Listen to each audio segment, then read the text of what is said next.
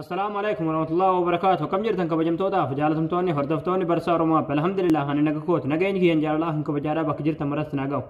دعوتك يا فيديو أراخنا كذا آبي بالبلي كيسن كون يو كان سنجلا بتوتاتي يو كن هاتون يو كان سنجلا هاتوتاتي سالب ما تيتين أرجعوا دندسني سنيكا بدري egaa daawwattan kiyyaa kana qofaadhaa miti namni kaardii maatii keessaniif biyyatti guutuu barbaadan kaardii sawaa riyaala 200 kaardii Itoophiyaatti isiniif guutuu dandeenya akkasuma neeta jaallee maatii keessaniif hidhuu yoo barbaadan biyyatti jechuudha hidhuu fi ni dandeenya jechuudha egaa kun riyaala 50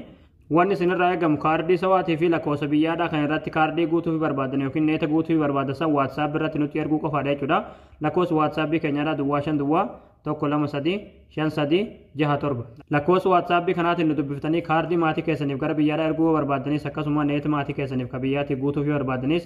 guutuu fi dandeenya jechuudha egaa amma gamanuu waan hanga barumsatti hin dabarsa. Hayyee daawwatan kiyyaa aappii kana gabbuufachuudhaaf as Google Chrome keessanii dhuftanii achi booda bakka sarchi kanarratti michuu joobis ittanii barreessitanii michuu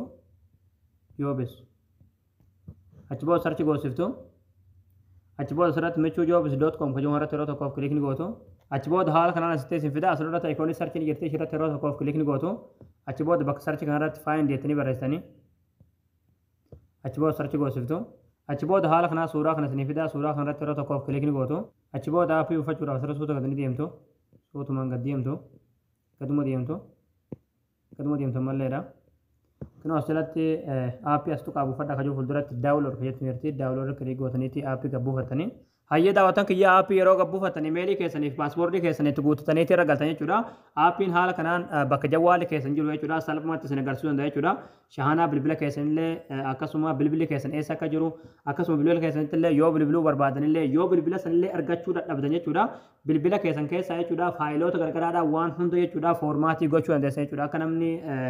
haati sun yookiin namni argate sun itti fayyadamu yookiin iccitii keessan isin jalaa hin ilaalle jechuudha aappii ajaa'ibaati. Aappii kanaan kan qofallee miti jechuudha nama tokkollee yoo hordofuu barbaadanillee hordofuu dandeessa jechuudha wanti akkasii kun garuu gaarii miti nama hordofuun bareedaa miti jechuudha garuu salphumatti